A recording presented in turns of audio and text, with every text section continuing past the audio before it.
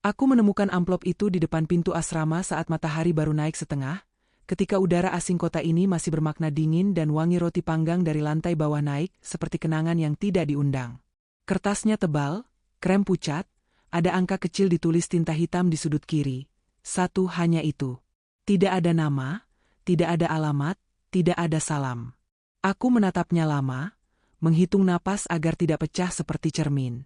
Lalu kubuka perlahan, menjaga suara sobeknya tetap kecil, karena aku selalu merasa dunia mengawasiku sejak hari perceraian itu dibacakan. Di dalamnya ada peta kecil yang digambar tangan, satu koin logam yang bukan dari negaraku, dan satu kalimat pendek, "Kalau kamu berani sembuh, ikuti ini." Aku menutup mata beberapa detik. Kata, sembuh, adalah kata yang selalu ingin kudengar tetapi lebih sering mengiris. Aku datang ke kota ini dengan koper yang terlalu ringan dan hati yang terlalu penuh. Suamiku mengusirku dari rumah kami dengan kalimat yang masih terngiang seperti iklan yang tak bisa di-skip. "Kamu terlalu sensitif." Ia bilang cinta butuh udara, lalu ia menghirup udara yang bukan milikku. Aku membeli tiket sekali jalan dalam keadaan tak jelas, menumpang pada keberanian yang ganjil, lalu tiba di sini, kota yang rapi, trotoar lebar, kafe-kafe murni, bahasa yang mengalir seperti sungai es. Aku bekerja paruh waktu di toko serba ada, mencatat harga dengan tangan kaku, tertawa sopan ketika tidak mengerti lelucon, dan malamnya pulang ke kamar sempit di lantai 7 yang menghadap atap-atap seng. Aku pikir kesedihan akan berkurang jika aku cukup sibuk. Nyatanya, ia hanya belajar menunggu. Peta dalam amplop itu sederhana. 3 belokan, 1 bundaran, 1 tanda X kecil di sudut kertas yang berarti sebuah kafe di pojok jalan. Tempat orang-orang memegang cangkir keramik dengan kedua tangan seolah itu satu-satunya api yang tersisa di dunia. Perintahnya juga jelas. Duduk di kursi dekat jendela, pesan menu paling murah, perhatikan hal kecil yang membuatmu tersenyum, lalu abadikan. Tidak ada ancaman. Tidak ada janji. Hanya kalimat datar yang terasa lebih hangat daripada semua ucapan, semangat, yang pernah kuterima. Aku berjalan mengikuti peta sambil mengukur langkah. 1, 2, 3. Aku menghindari bayangan pohon yang dipatahkan angin. Aku menyeberangi zebra cross seperti menyeberangi masa lalu. Cepat, fokus, jangan menoleh. Kafe itu muncul tepat ketika aku ragu. Pintu kacanya berdering pelan. Di dalam, hangat, wangi kopi, percakapan yang menjadi latar tanpa mengerti arti. Aku memesan menu termurah, secangkir kopi filter yang gelap, dan duduk di kursi dekat jendela seperti yang diperintahkan. Di luar, anak kecil berlarian mengejar balon biru yang lepas. Balon itu naik, tali melambai, langit memeluknya tanpa niat mengembalikan. Anehnya, aku tersenyum. Hanya sedikit. Tapi kurasakan otot pipi yang lama lupa bergerak.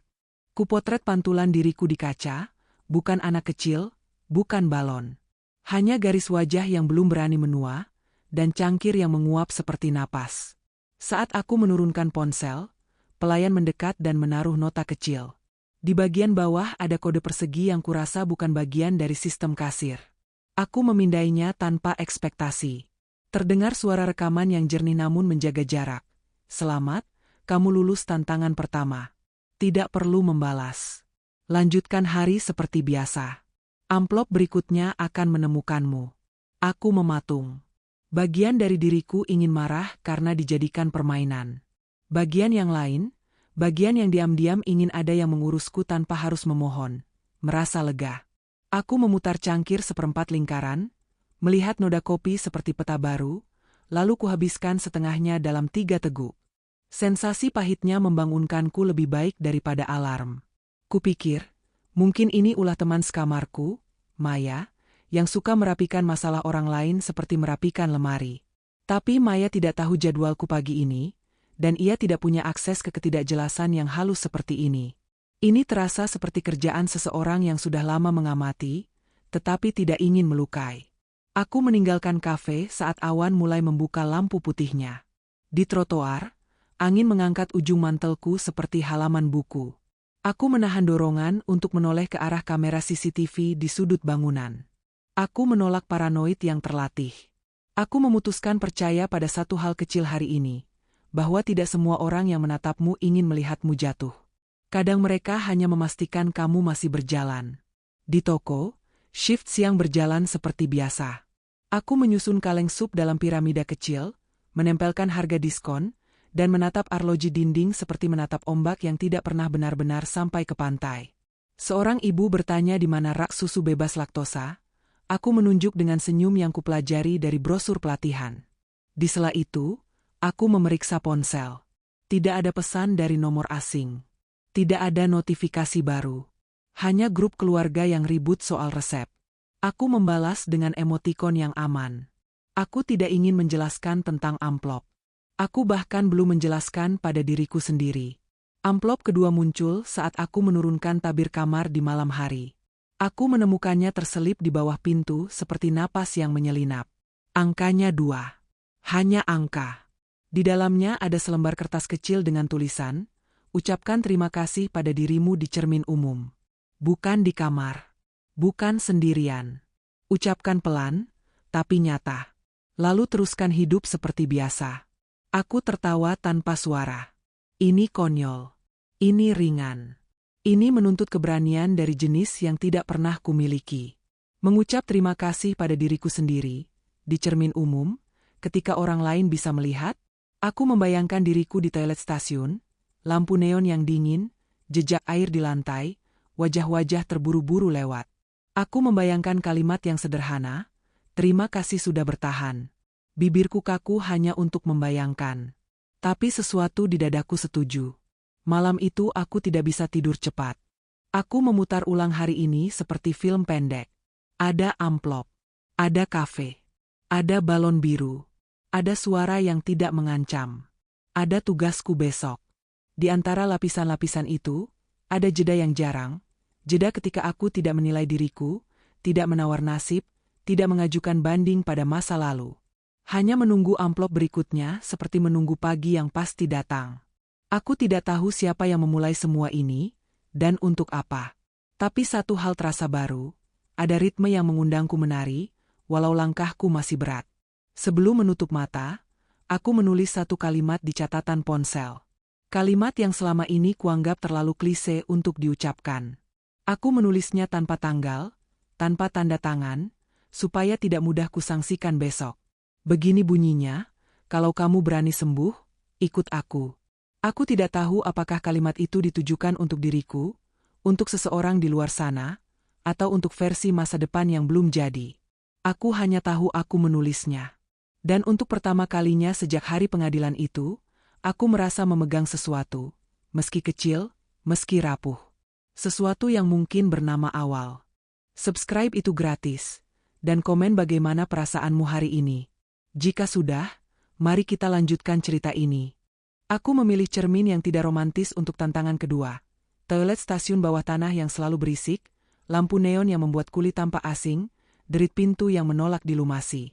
Aku berdiri di depan cermin yang penuh goresan tipis, di kiri kananku wajah-wajah yang lewat seperti cuplikan film yang disunting terlalu cepat. Air menetes dari keran, ritme kecil yang memecah gugupku. Aku menatap diriku sendiri. Mata yang masih menutup setengah, rambut yang belum terbiasa dengan udara kering, garis bibir yang sering kalah oleh kepasrahan. Aku menarik napas. Kutarik lagi. Lalu kukatakan pelan, hampir seperti menyanyi tanpa nada, "Terima kasih sudah bertahan." Kata-kata itu tidak menggetarkan dinding. Tidak ada kembang api. Tapi di antara dengung lampu dan langkah orang yang terburu, aku merasakan sesuatu yang turun dari tenggorokan ke dada. Hangat. Nyaman. Seolah tubuhku mengakui bahwa aku ada, dan kehadiranku bukan beban. Aku menambah satu kalimat, lebih pelan lagi, "Maaf baru mengerti sekarang." Seorang perempuan masuk, menatapku sekilas, melintas tanpa peduli. Aku menunduk, membasuh tangan, membiarkan air dingin menulis ulang kulitku. Saat keluar, aku menemukan secari kertas terselip di antara iklan jasa penerjemah dan kursus bahasa di papan pengumuman. Amplop kecil, tipis, angka 3. Tidak ada tanda siapapun menaruhnya.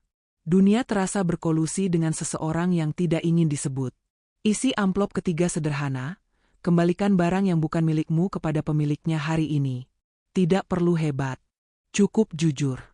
Aku tertawa kecil, karena aku tidak sedang memegang apapun milik orang lain. Tapi kota ini suka memberi ujian di detik ketika kita merasa aman. Di tangga menuju permukaan, aku melihat dompet kain kecil jatuh dari saku seorang turis. Warna hijau lumut, resleting berdecit. Aku memungutnya refleks, mengejar pemiliknya sampai di trotoar penuh salju tipis. Ia menoleh saat kudekatkan dompetnya. Aku tidak punya kalimat manis, hanya gerakan tangan. Ia tersenyum lebar, mengucapkan sesuatu yang cepat dalam bahasanya, menepuk dadanya, lalu menunjuk langit seperti ada kamera di sana. Mungkin memang ada. Sepanjang jalan ke tempat kerja, aku memikirkan tantangan yang seperti anak tangga menuju sesuatu yang belum ku kenal. Aku teringat kata, sembuh, yang kubaca kemarin. Kata itu kini memiliki tekstur. Bukan lagi slogan yang terpajang di feed media sosial, bukan lagi janji-janji yang dijual mahal. Ini lebih seperti latihan napas. Kecil, jelas, konsisten. Di toko, aku menyusun rak roti, mengganti label tanggal, memindahkan keranjang kosong. Dunia tetap sibuk, tapi kepalaku tidak lagi menjerit. Saat istirahat makan siang, aku duduk di belakang, menatap kaleng soda yang berembun, membuka catatan ponsel, terima kasih sudah bertahan. Aku menambah satu baris, kita akan pulang ke diri sendiri, pelan-pelan. Amplop keempat datang saat senja. Maya belum pulang. Kamarnya meninggalkan aroma deterjen yang menenangkan. Amplop itu berisi kertas tipis dengan kalimat yang lebih berat.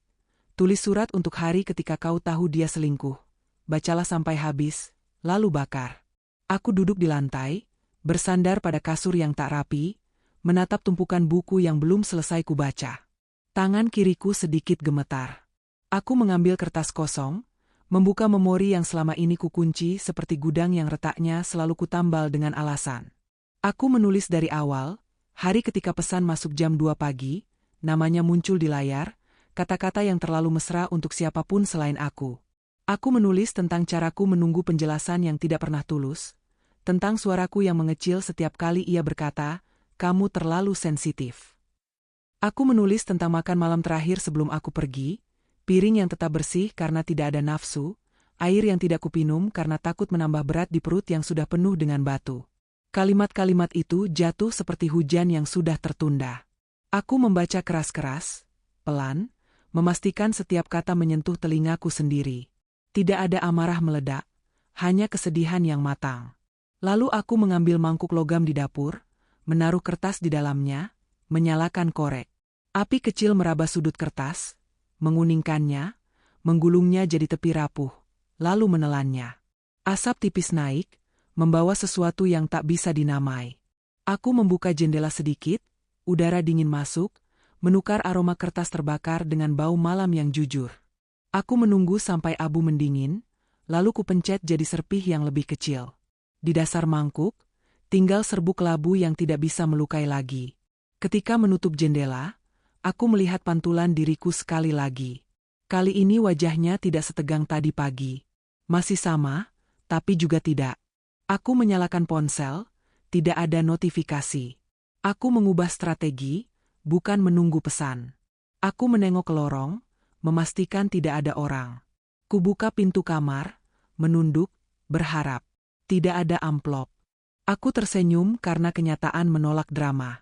Aku mandi air hangat, menyeduh teh, duduk di kasur sambil memeluk bantal. Aku hampir saja tertidur ketika ada ketukan ringan. Bukan pintu. Jendela. Aku terlonjak, menatap keluar. Tidak ada siapapun.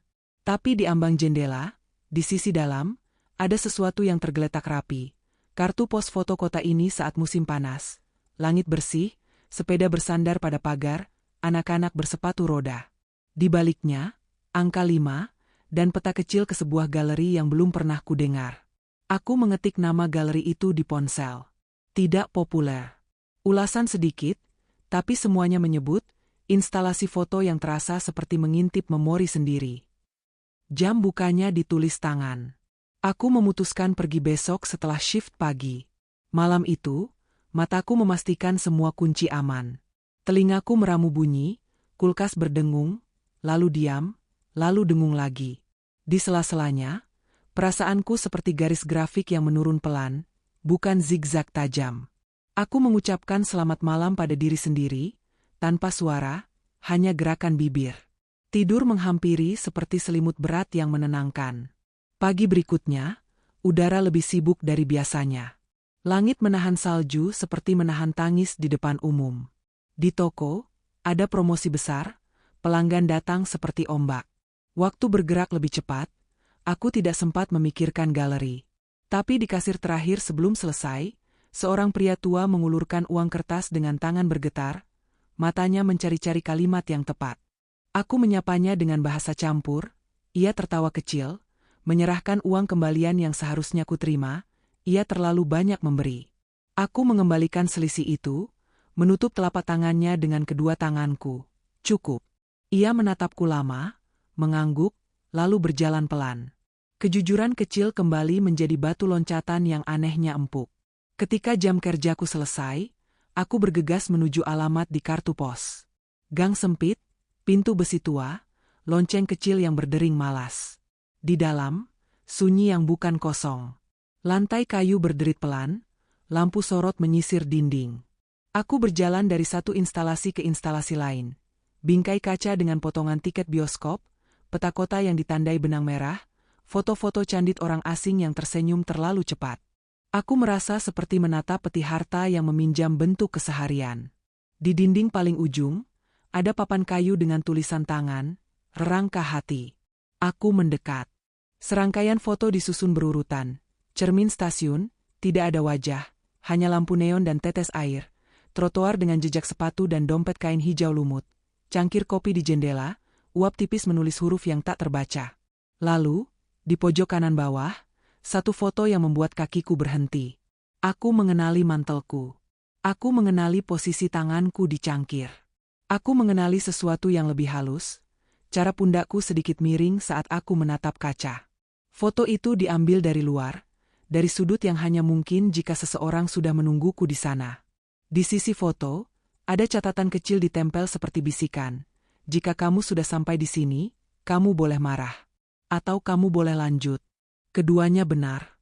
Aku menatap catatan itu lama, merasakan dua arus yang bertentangan di tubuhku. Di belakangku, langkah ringan mendekat, berhenti pada jarak yang tidak mengancam, tapi juga tidak membiarkan pelarian. Aku tidak menoleh dulu. Aku membiarkan detik-detik jatuh satu-satu, seperti paku payung yang menandai peta. Lalu aku menarik napas, membalikkan badan, dan menatap mata orang yang selama ini menuliskan instruksi ke hidupku dengan huruf-huruf kecil yang rapi. Ia berdiri seperti seseorang yang sudah lama belajar menjadi tenang. Mantelnya abu-abu tua, tidak mahal, tapi rapi dengan cara yang membuatku ingin merapikan napas. Wajahnya bukan tipe aktor sinetron. Lebih seperti seseorang yang sering memilih kursi pojok dan mengamati, bukan bersembunyi. Mata itu tidak menghindar, tidak menusuk. Hanya menilai jarak yang aman seperti petugas kebakaran menilai suhu. Ia mengangkat tangan sedikit, isyarat kecil yang berarti izin untuk bicara tanpa memaksa. Aku tidak memberikan izin. Aku menatap foto, menatap catatan, lalu menatap lantai kayu yang menyimpan terlalu banyak cerita kaki. Aku menunggu, karena menunggu memberiku kuasa. Suara pertamanya rendah, terukur, cukup untuk mengalahkan dengung lampu sorot. Ia menyebut namanya dalam dua suku kata yang mudah dilupakan tapi tidak ingin kulupakan. Ia mengatakan satu kalimat yang terasa seperti tanda pagar sebelum sebuah topik. Maaf jika cara ini membuatmu tidak nyaman. Aku mencatat kata, maaf. Aku mencatat kata, cara. Aku mencatat bahwa ia tidak menyebut tujuan. Ia mengeluarkan sesuatu dari saku, bukan kartu nama, bukan ponsel, melainkan selembar kertas terlipat rapi. Ia meletakkannya di meja kecil samping instalasi, seperti meletakkan kue ulang tahun tanpa lilin. Aku tidak menyentuhnya. Aku membiarkan kertas itu menunggu seperti ia membiarkanku menunggu selama ini. Di dinding seberang, jam analog berdetak. Di kepalaku, suara lama berbisik, "Kamu terlalu sensitif." Kupadamkan suara itu seperti memadamkan kompor listrik. Putar sampai 0, cabut colokannya, tunggu dingin. Aku menarik kursi kecil, duduk, dan menatapnya dari posisi yang memberi penglihatan penuh pada pintu keluar. Jaga jalur kabur. Aku memintanya bicara dengan mataku. Ia paham. Ia mulai bercerita lamat-lamat, lebih seperti panduan wisata ketimbang pembelaan. Tentang ruang ini yang disewanya seminggu sekali untuk menampung benda-benda kecil yang sering kita abaikan. Tentang proyek yang ia sebut sosial, yang ingin membuat orang asing merasa sedikit lebih dikenal oleh diri mereka sendiri. Ia tidak menyebut kamera tersembunyi. Ia tidak menyebut penonton. Ia hanya mengungkap pola, tantangan kecil, amplop bernomor, lokasi yang aman, orang yang diam-diam memastikan jarak. Aku menyela dengan satu pertanyaan pendek. Siapa di balik foto cangkir itu? Ia menjawab langsung, menyebut tim kecil dan izin lokasi, menyebut wajahmu akan selalu aman, menyebut tidak ada yang akan tayang tanpa persetujuanmu. Kata-katanya seperti batu sungai, licin, dingin, tidak mudah pecah. Aku berdiri, mendekati meja kecil, membuka kertas lipat itu. Isi di dalamnya bukan penjelasan panjang, melainkan daftar bernomor yang mengusik. 7 aturan menjadi kekasih. Aku membacanya satu persatu, bibirku tidak mengeluarkan suara, tapi kepalaku mengucapkan tiap kata seperti mantera yang tidak kupercayai. Aturan pertama, kita bersama bukan untuk mengisi kekosongan. Aturan kedua, 1 jam keheningan bersama setiap minggu, tanpa gawai, tanpa musik, hanya napas. Aturan ketiga, tidak saling menyelamatkan dari diri sendiri, kita boleh meminta bantuan profesional bila perlu. Aturan keempat, jujur saat takut, bukan saat marah. Aturan kelima, berhenti menguntit masa lalu, tidak menggali mantan, tidak menggali diriku yang kemarin, kecuali untuk belajar. Aturan keenam, rayakan kemajuan kecil, catat, simpan. Aturan ketujuh, jika salah satu mulai merasa butuh, bukan ingin, akhiri dengan hormat. Aku menutup kertas itu. Kugulung sedikit, kulepas lagi. Tanganku mencari suhu netral. Dalam diriku, 2 kubu berdebat. Marah karena keberanian asing yang menawari hubungan lewat instruksi. Penasaran karena aturan-aturan itu terdengar seperti pagar yang melindungi taman, bukan jeruji yang memenjara. Ia tidak memintaku jawab sekarang. Ia malah menunjuk sudut ruangan lain. Papan gabus berisi kartu-kartu pos dari orang yang pernah ikut tantangan. Beberapa menulis kalimat satu baris. Aku tidur nyenyak setelah tantangan ketiga. Aku berhenti mengecek notifikasi mantanku setelah aturan kelima. Tidak ada yang berbunga-bunga. Semuanya pendek, fungsional. Seperti bahasa tersenyum tanpa pamer gigi. Aku bertanya apa imbalan dari semua ini.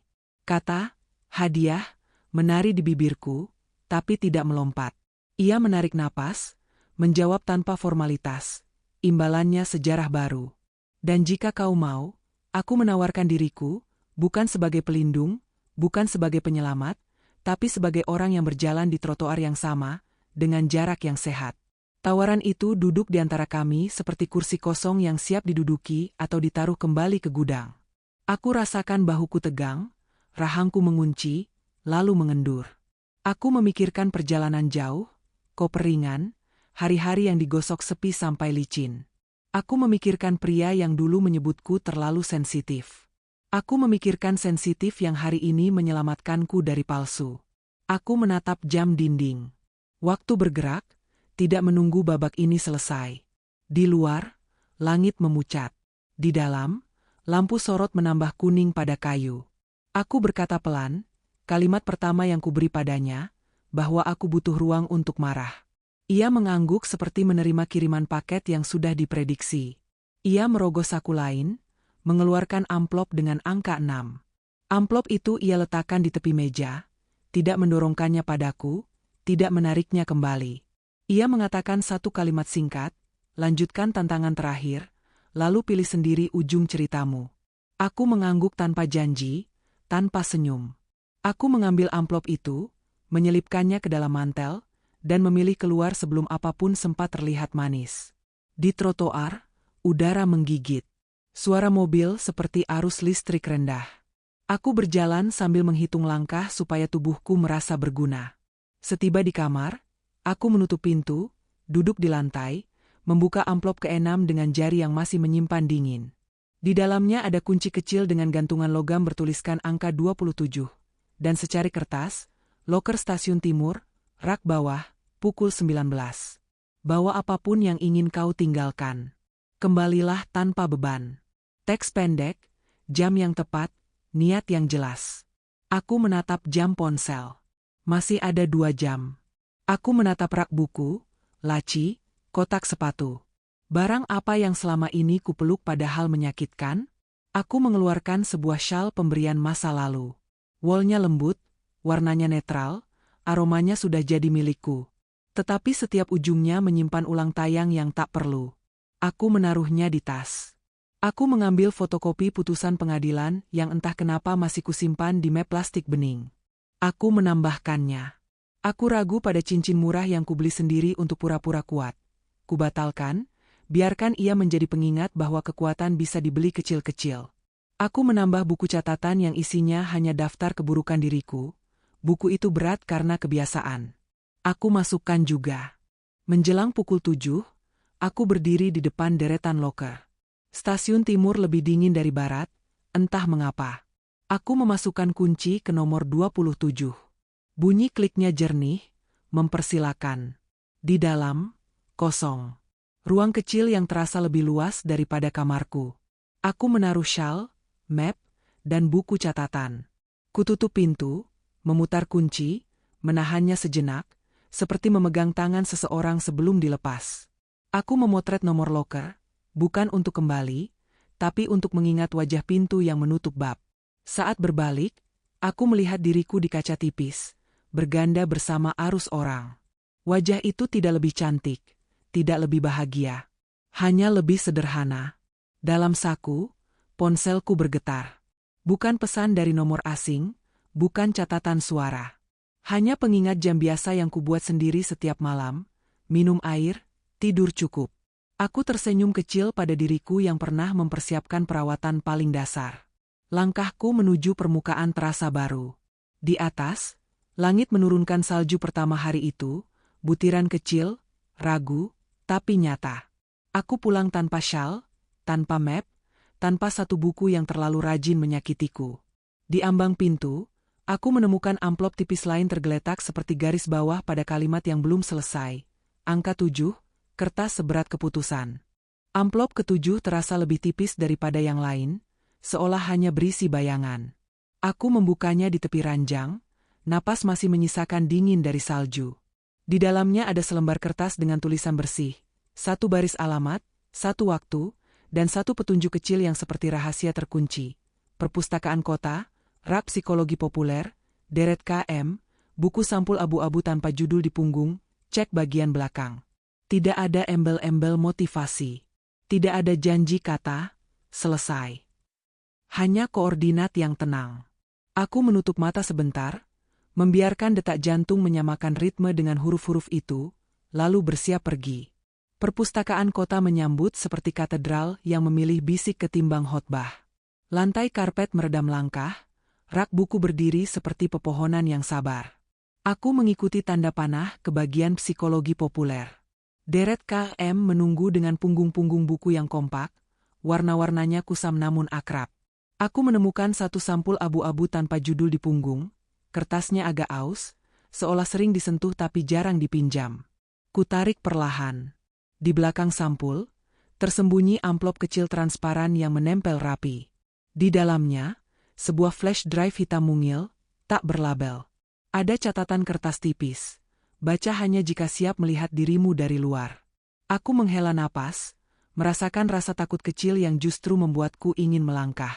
Di ruang komputer umum, aku memilih sudut paling jauh, punggung menempel ke dinding, layar menghadap ruang kosong.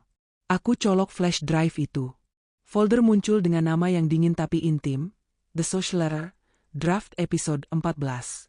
Di dalamnya ada subfolder, _Votage, BTS, Audio_Guide, Legal. Aku klik _Votage. File-file pendek berurutan muncul seperti kalender harian yang lebih jujur daripada catatanku sendiri. Ada hari kafe, uap kopi yang menulis huruf di kaca. Ada cermin stasiun, pantulan neon dan tetes air. Ada trotoar dengan dompet hijau lumut. Ada sudut galeri dengan bingkai foto yang diam. Di tiap video, wajahku tidak pernah tampak jelas.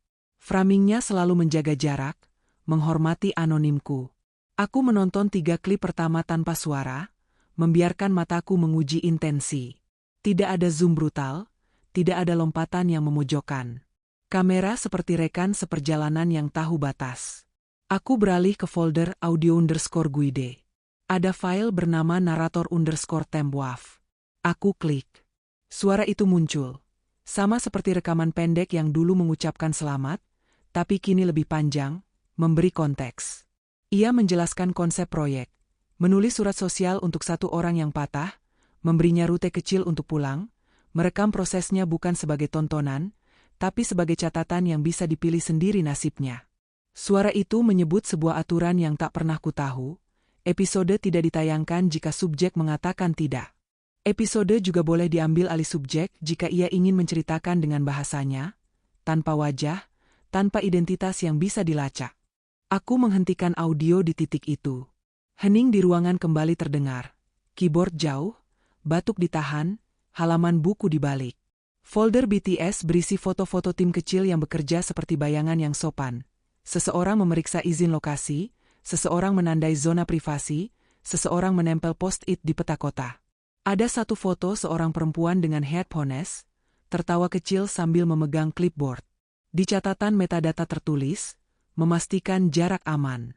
Aku menelusuri folder legal. Dokumen sederhana, bahasa yang tidak mengintimidasi, pasal yang melindungi hakku atas suara, atas versi ceritaku, atas tombol batal. Ada kolom tanda tangan yang masih kosong. Namaku belum pernah ditulis di sini, bahkan dengan pensil. Rasanya aneh dihargai sebelum diminta memberi. Aku kembali membuka _votage. Ada satu klip yang lebih panjang. Malam ketika aku membakar surat, diambil dari sudut jendela apartemen seberang, jarak cukup jauh untuk menyisakan privasi. Kamera menangkap api kecil yang merayap di sudut kertas, tanganku yang gemetar sedikit, caraku membuka jendela untuk menukar udara. Di akhir klip, ada zoom yang hampir tak terasa, berhenti sebelum wajahku valid sebagai identitas. Di layar, aku terlihat seperti tokoh film yang kukenal tapi tidak bisa kusebut namanya. Perasaan yang timbul bukan malu, bukan juga bangga. Lebih seperti lega yang kaget. Aku menutup semua jendela file, membiarkan layar kembali ke beranda perpustakaan. Tanganku menekan lockout, napasku kembali menyamakan langkah dengan lampu plafon yang redup. Di dalam saku, flash drive itu hangat. Aku berdiri, melangkah ke rak asal, mengembalikan buku sampul abu-abu ke slotnya, menyelipkan flash drive ke tas. Di dekat pintu keluar, ada papan pengumuman kegiatan literasi. Aku berhenti sebentar, membaca poster tentang klub membaca surat. Orang-orang di kota ini punya banyak cara untuk mengatakan hal-hal yang sulit. Aku menahan senyum pendek, lalu keluar ke udara sore yang menipis. Di trotoar, aku memikirkan kata-kata yang sejak tadi menolak putus. Apakah aku konten? Pertanyaan itu bergaung seperti ember kosong. Aku terbiasa dijadikan latar oleh seseorang yang menyebutku terlalu sensitif. Kali ini, seseorang memintaku memilih apakah latar ini berhak jadi panggung. Perbedaannya jelas. Perbedaan itu kecil tapi menentukan arah. Aku berjalan lebih lambat, membiarkan suara langkahku menggambar garis lurus. Aku teringat kartu kontrak 7 aturan di meja galeri. Aturan-aturan itu, kalau dipikir lagi, tidak romantis. Mereka lebih mirip protokol keselamatan untuk hubungan yang ingin sehat sejak awal. Aneh? Ya. Tapi aneh yang waras. Maya mengirim pesan singkat, menanyakan apakah aku pulang untuk makan. Aku membalas ringkas, nanti. Di satu tikungan, aku melihat pantulan diriku di kaca toko musik, mantel yang terlalu tipis, rambut yang memerlukan sisir lebih sabar, tatapan yang lebih stabil. Aku mengangkat ponsel dan menulis kalimat pendek untuk diriku sendiri. Jika ini tayang, harus dengan suaraku. Aku menambahkan satu kalimat lagi, atau tidak tayang sama sekali, tapi tetap selesai di hatiku. Pilihan tidak selalu berarti publik. Malam merapat pelan. Aku kembali ke kamar, menaruh tas di kursi, menyalakan lampu kecil yang hangat. Flash drive kuletakkan di meja, menghadap jendela yang memantulkan lampu kota seperti bintang yang berpura-pura. Aku membuat teh, menatap uap yang naik tenang, memikirkan kemana bab berikutnya harus berjalan. Ponselku bergetar. Satu pesan dari nomor yang kini ku kenal suara tanpa menyebut nama. Jika ingin bicara, kafe yang sama, besok, jam yang sama, tanpa kamera, tanpa tim. Tidak ada tekanan. Aku menaruh ponsel telentang agar layar tidak terus memanggil. Aku menyesap teh, merasakan pahit manis yang sederhana. Di meja, kertas kosong menunggu. Aku mulai menulis draft narasi dengan suaraku sendiri. Kalimat pertama harus jujur tanpa hiasan. Aku menulis, aku pernah dijadikan latar dalam kisah orang lain. Hari ini aku memilih menjadi narator kisahku sendiri. Tulisanku mengalir seperti air keran yang akhirnya lancar setelah lama macet. Setiap paragraf kuakhiri dengan jeda sengaja, tanda miring yang akan kubaca sebagai napas saat TTS. Di halaman kedua, aku berhenti, menyender, menatap langit di jendela. Di sana, salju turun lagi, lebih mantap. Aku menutup buku, mematikan lampu kecil, membiarkan kamar menelan hening yang tidak menakutkan. Sebelum tidur, aku menatap flash drive sekali lagi. Aku tidak perlu memutuskan malam ini. Besok ada kafe, kursi dekat jendela, uap kopi yang selalu ramah. Besok ada kemungkinan tanpa kamera, tanpa tim, hanya 2 orang dan ruang di antaranya. Besok bisa jadi tawaran yang konyol, atau ikrar yang masuk akal, atau sekadar perpisahan yang sopan. Aku memeluk bantal, mengatur alarm, menutup mata. Di belakang kelopak, amplop-amplop bernomor itu berbaris rapi, lalu perlahan menghilang seperti garis tugas yang selesai dicentang. Tinggal satu hal yang masih menggantung, seperti lampu koridor yang sengaja dibiarkan menyala, keputusan tentang suaraku, dan tentang kursi kosong di seberang meja kafe. Pagi ini aku datang lebih awal ke kafe, sebelum lonceng pintu punya kesempatan mengumumkan siapapun. Kursi dekat jendela masih kosong, cahaya tipis merambat di meja seperti garis bawah pada kalimat yang belum selesai. Aku memesan kopi filter yang sama, menu termurah yang terasa paling jujur. Uapnya naik pelan, melukis kaca dengan kabut yang bisa kutulis pakai telunjuk. Aku menulis satu kata di sana, kecil, hadir. Lalu kuhapus dengan napas.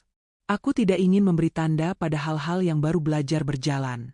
Ia datang beberapa menit kemudian, langkahnya nyaris tidak mengganggu ritme sendok yang membentur cangkir dari meja lain. Mantel abu-abu, syal tipis, tatapan yang mencari tempat duduk tanpa membuat orang lain merasa kalah. Ia berhenti 2 langkah dari meja, menunggu tanda tanpa meminta. Aku mengangguk sekali. Ia duduk, menjaga jarak yang kemarin aku pilih. Tidak ada kamera. Tidak ada tim. Hanya 2 orang yang mencoba menjahit ulang definisi aman. Kami tidak saling sapa dengan formula. Aku memutar cangkir seperempat, lalu setengah, lalu kembali. Ia menunggu tanpa gelisah. Aku mulai duluan, bukan dengan pertanyaan besar, melainkan catatan kecil. Aku bilang aku menonton draft episode. Aku bilang aku melihat bagaimana jarak dijaga. Aku bilang aku belum memutuskan. Kata-kataku pendek, berbaris rapi, dibiarkan ada jeda di antaranya agar napasku tidak tersandung. Ia mengangguk, memberikan ruang pada jeda-jeda itu untuk tumbuh. Ia mengeluarkan sebuah buku catatan kecil dari saku, bukan untuk menulis, hanya untuk memastikan tangannya punya tempat pulang. Ia mengatakan satu hal yang penting, tanpa dramatisasi, bahwa semua ini bisa berhenti di sini dan sekarang. Tidak ada konsekuensi. Tidak ada rasa bersalah yang dikirim lewat tautan. Aku mendengarnya sampai habis, lalu menimbang. Aku berkata aku tidak ingin semuanya berhenti, tapi aku ingin memilah. Ingin memilih kata-kata yang akan menjadi suaraku sendiri. Ia mengangguk lagi, kali ini lebih pelan, seperti seseorang yang menutup pintu tanpa suara. Aku bertanya, dengan hati-hati, kenapa aku? Ia tidak mengubah posisi duduk. Ia menjawab dengan sesuatu yang terasa seperti data yang dilapisi empati. Ia bilang ada ratusan kisah patah yang menyeberang kota ini setiap hari, tapi tidak semua memberi sinyal minta ditemani. Ia bilang amplop pertama tidak diantar pada siapapun yang kebetulan lewat. Ia memilihku karena melihat cara aku menahan pintu untuk orang lain, cara aku memutar badan ketika anak kecil mengejar balon agar tidak menabraknya, cara tanganku sedikit gemetar ketika membayar kopi tapi tetap menyisakan tip kecil. Hal-hal remeh yang tidak bisa dijadikan headline. Hal-hal kecil yang, jika dirangkai, bisa menjadi jembatan. Aku meminum kopi setengahnya dalam 3 teguk. Rasanya lebih ramah hari ini. Aku membuka ponsel, memperlihatkan 2 kalimat yang kutulis semalam. Jika ini tayang, harus dengan suaraku. Atau tidak tayang sama sekali, tapi selesai di hatiku. Ia membaca dengan mata, tidak mengulurkan tangan mengambil ponsel, menghormati jarak fisik. Ia berkata pendek, nyaris seperti tanda tangan, setuju. Aku mengangguk. 2 huruf kecil di kepalaku menutup sebuah loop. Ada jeda yang panjang setelah itu. Jeda yang tidak aneh. Jeda yang membiarkan kursi, meja, dan uap kopi memiliki dialog sendiri. Aku menatap keluar. Langit masih menyimpan sisa salju. Orang-orang lewat, beberapa menggandeng anjing, beberapa menggandeng pikiran. Aku merasa tubuhku tidak lagi bersuara terlalu keras. Aku merasa ruang di dalamku menemukan dinding yang tidak runtuh oleh ingatan. Ia menyebut kontrak 7 aturan tanpa membukanya. Ia bilang aturan itu bukan pagar besi, melainkan garis kapur yang bisa diperbarui. Ia bilang tawaran menjadi kekasih bukan hadiah dari permainan, melainkan kemungkinan yang ditawarkan setelah aku membuktikan diriku kepada diriku sendiri. Kalimat itu mendarat dengan bunyi yang aneh, seperti batu kecil yang jatuh di salju, lenyap tapi terasa. Aku tidak menjawab. Aku membiarkan kata kekasih berada di udara seperti layang-layang yang belum dicari anginnya. Aku meminta satu hal, waktu seminggu untuk melakukan sesuatu yang belum ku mengerti sepenuhnya, keheningan bersama. 1 jam. Tanpa gawai. Tanpa musik. Tanpa cerita masa lalu. Hanya duduk, bernapas, dan melihat apakah tubuhku mempercayai keberadaan orang ini tanpa perlu diselamatkan atau dipamerkan. Ia mengangguk lagi, kali ini dengan garis senyum yang tidak mencari kemenangan. Ia bertanya, apakah ada aturan ke-8 yang ingin kutambahkan, jika semua ini berjalan? Aku menatap uap kopi yang hampir habis. Aku menimbang. Aku mengatakan pelan, lebih kepada diriku sendiri daripada kepadanya. Jika suatu hari aku merasa aku butuh kamu agar utuh, bukan ingin kamu karena aku utuh, kita berhenti. Itu aturanku. Ia mengatakan satu kata yang cukup untuk banyak. Baik. Kafe mulai ramai. Sendok-sendok memadati piring, pintu kaca semakin sering berdenting. Kami memutuskan berdiri sebelum keramaian mengubah percakapan menjadi desas-desus. Di luar, udara menggigit tapi jujur. Kami berjalan sebelah-sebelah, tidak bersisian terlalu dekat, tidak berjauhan seperti orang asing. Di mulut gang, ia berhenti, merogoh saku, mengeluarkan sesuatu yang kecil, bukan flash drive, bukan amplop, melainkan selembar kertas kosong yang dilubangi 1 titik di tengah. Ia menyuruhku mengangkatnya ke depan mata, mengarahkan titik itu ke langit yang putih. Aku menurut. Di balik lubang kecil, langit seakan fokus, dunia sekitar kabur. Ia berkata satu kalimat pendek yang akan kucatat sebagai petunjuk yang masuk akal. Kadang kita hanya perlu lubang kecil untuk melihat luas. Kami berpisah di perempatan dengan anggukan sederhana. Tidak ada janji yang menuntut. Hanya waktu dan keheningan minggu depan. Aku pulang, melewati toko bunga yang menata ranunculus seperti piringan kecil bulan. Aku berhenti, hampir membeli seikat, lalu mengurungkan. Aku sedang belajar membedakan menghibur diri dan merawat diri. Keduanya mirip, tapi rasa akhirnya berbeda. Aku memilih pulang membawa udara dingin sebagai oleh-oleh. Di kamar, aku menaruh ponsel di mode pesawat. Aku menutup tirai setengah. Aku duduk di lantai, punggung bersandar pada tempat tidur, lutut ditekuk, tangan di atas perut. Aku menanyakan pada tubuhku apakah ia aman. Pertanyaan bodoh yang tidak pernah diajarkan di kelas manapun. Jawabannya datang dalam bentuk otot rahang yang tidak lagi mengeras, bahu yang turun setengah senti, napas yang menemukan panjang yang laki-laki itu sebut jarak sehat. Aku menulis lagi di buku catatan, keheningan pertama, 7 hari lagi. Di bawahnya, kutulis daftar kecil yang remeh dan penting. Beli teh tanpa kafein. Cuci syal cadangan. Pakai sepatu yang tidak berisik. Tiba 5 menit lebih awal. Malamnya, aku menonton draft episode sekali lagi, kali ini kuaktifkan audio, kubiarkan suara narator yang sementara itu memandu seperti penunjuk jalan yang tidak kesusu. Di beberapa bagian, aku hentikan, kuulangi, kuberi tanda pada kalimat yang bisa kuganti dengan suaraku sendiri. Aku mulai merekam potongan pendek di ponsel, bukan untuk dibagikan, hanya untuk mendengar apakah aku bisa ramah pada diriku. Suaraku terdengar asing, lalu akrab, lalu ditolak, lalu diterima. Proses kecil yang menumbuhkan otot yang lama hilang. Menjelang tidur, aku berdiri di depan cermin kamar yang terlalu jujur. Aku tidak berkata apa-apa. Aku hanya mengangkat tangan kanan, lalu menurunkannya, menyapa tanpa kata. Aku mematikan lampu. Gelap datang tanpa ancaman. Dari jendela, kota mengirim cahaya sisa yang cukup untuk membentuk siluet.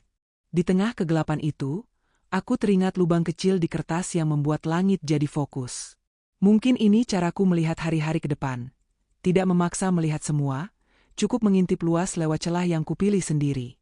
Esoknya, aku kembali bekerja, menyusun barang, menyapa pelanggan, menolak overthinking. Di jeda siang, aku membuka ponsel sebentar, menulis pesan pendek yang tidak dikirim kemana-mana. Aku akan datang untuk keheningan itu. Lalu kututup lagi, mengunci, memasukkan ke saku, dan kembali ke dunia yang menatapku biasa saja. Di langkah-langkah kecil dan jeda-jeda yang sengaja, aku merasakan sesuatu yang selama ini kutunggu dari orang lain mulai tumbuh dari dalam. Bukan api unggun. Bukan kembang api. Hanya bara yang konsisten.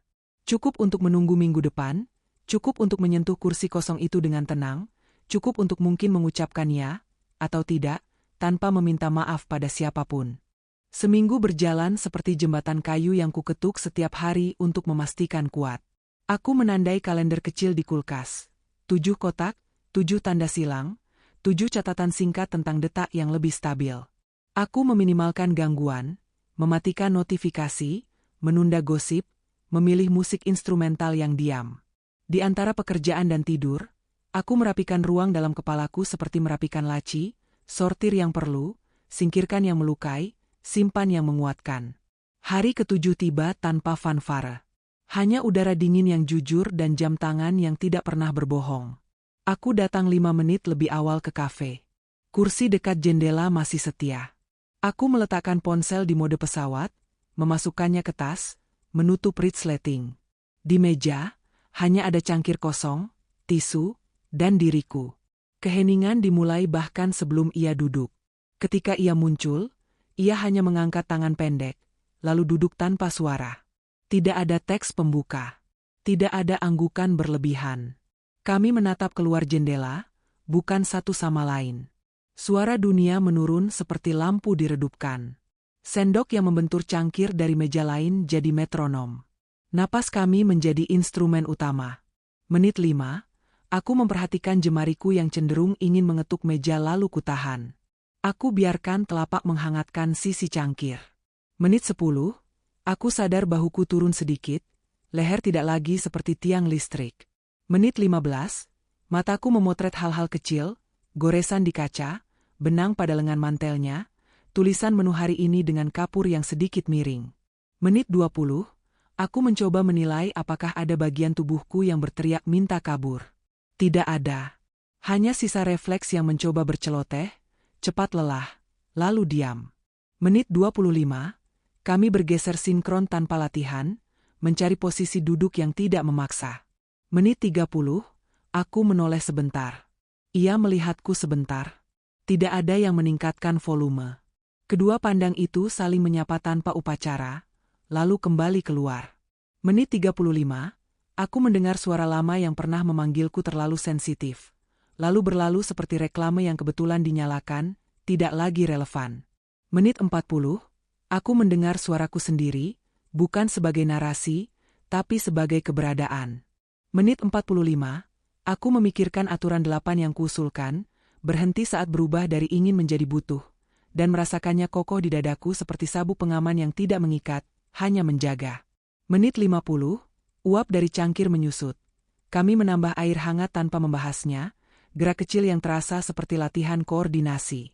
Menit 55, aku menutup mata 2 detik, bukan karena lelah, karena percaya. Menit 60, keheningan selesai seperti musik yang menutup sendiri. Kami tidak langsung bicara. Keheningan itu tidak perlu diterjemah. Ia mengeluarkan sebuah jam pasir kecil dari saku, kaca bening, pasir tipis berwarna biasa, menunjukkannya tanpa pamer, lalu memasukkannya kembali. Simbol bodoh yang tepat. Aku tersenyum kecil, hanya di mata. Ia menarik napas dan meletakkan sesuatu di meja. Bukan kontrak. Bukan amplop.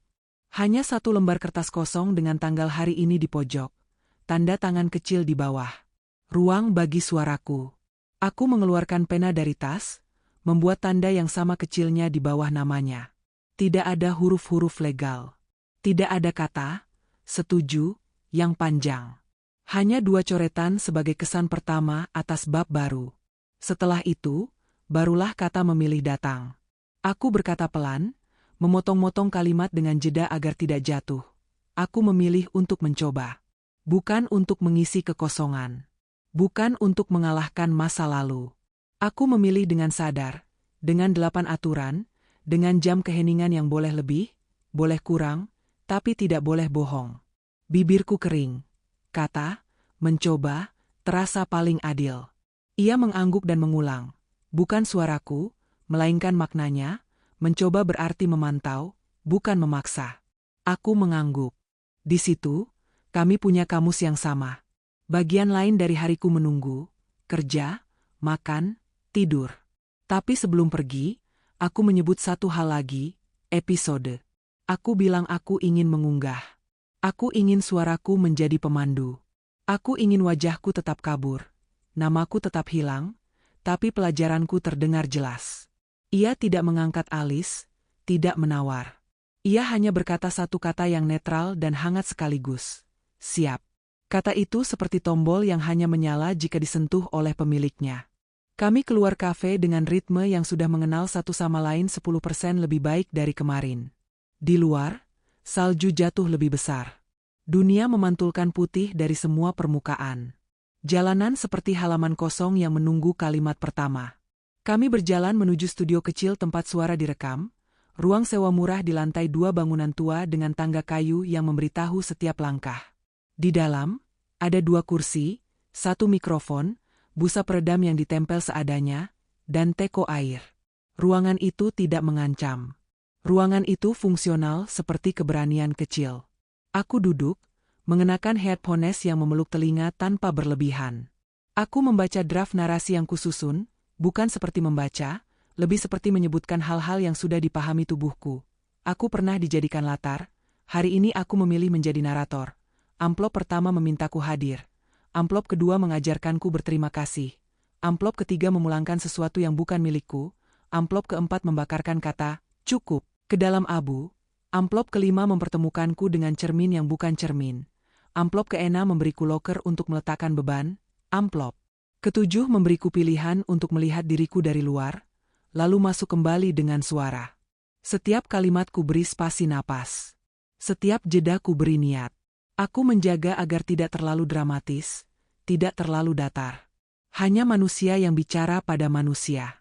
1 kali take, 2 kali take, 3 kali take, hanya untuk berjaga. Kami memutar hasilnya di speaker kecil. Suaraku terdengar seperti orang yang baru saja belajar percaya pada kakinya. Ia berdiri di belakang, memastikan volume tidak menipu, memastikan noise bisa diterima. Tidak ada tepuk tangan. Tidak ada ucapan selamat. Hanya air di gelas dan udara yang kembali normal. Kami menyimpan file dengan nama yang sederhana, letter 14 voice final WAV. Nama file yang akan kuhafal seperti tanggal lahirku. Sebelum senja, kami mengunggah episode ke server, bukan publik, hanya untuk dimoderasi oleh tim kecil yang sudah menandatangani janji yang membela privasiku. Aku menulis deskripsi singkat, bukan clickbait, hanya pengantar jujur.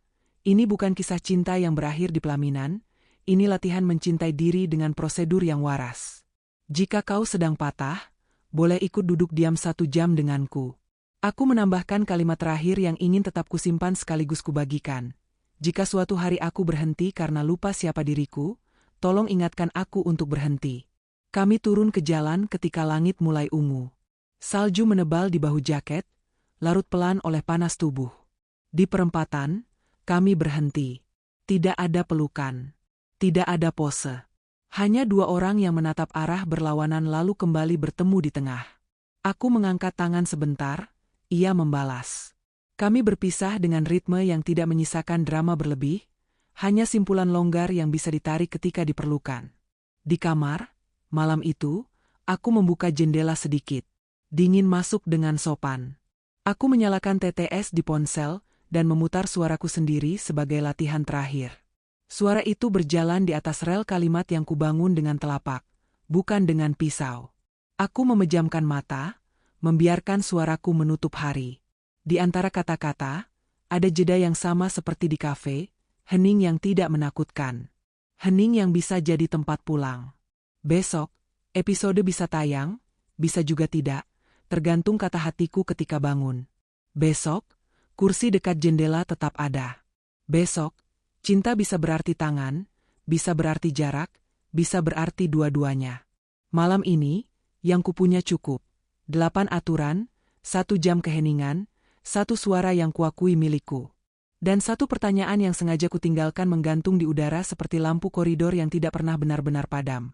Jika kau berada di kursi itu, apakah kau juga akan duduk diam selama 1 jam, lalu berkata ya, atau tidak?